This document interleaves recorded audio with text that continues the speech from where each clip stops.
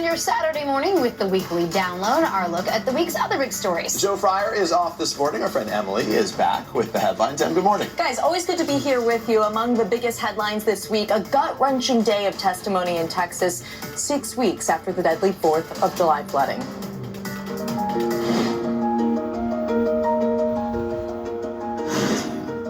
Of the girls who were killed at Camp Mystic in Texas testified before state lawmakers. This loss is one no parent should have to endure. The picture you're seeing was my last living memory of my daughter. The parents all spoke out in support of a bill that would prevent future camps from building cabins in floodplains. Lawmakers passed the bill out of committee unanimously. The camp wrote in a statement, Camp Mystic supports legislative efforts that will make camps and communities along the Guadalupe River safer.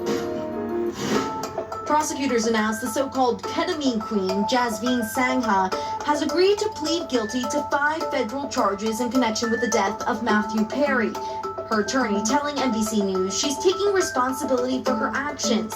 A total of 5 individuals, including 2 doctors, have now agreed to plead guilty to a variety of federal crimes related to Perry's death. The company that makes Ozempic is now offering its popular diabetes drug for $499 a month, cutting the cost by more than 50% for patients who pay for the medication on their own and don't go through insurance. A Condor Airlines plane flying from Greece to Germany had to make an emergency landing after fire was seen popping and spitting from an engine. Aviation experts say it appears to be a classic example of a compressor stall. Scary for passengers, but the engine itself was not actually on fire. It's not something you want. It indicates that there's an internal problem in the engine, but it is something that can be handled safely by either a driver or a pilot. No injuries were reported. A North Carolina building under construction exploded after a driver struck a gas line. When officers arrived, the vehicle was gone, so it was a hit and run. 4 firefighters who were inside trying to stop the gas leak were hospitalized. Police say the driver was found and arrested a short time later, charged with DWI and leaving the scene of a hit and run.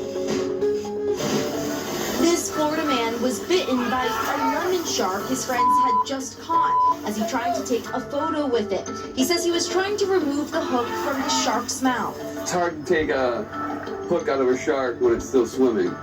So we didn't want to leave the hook in there.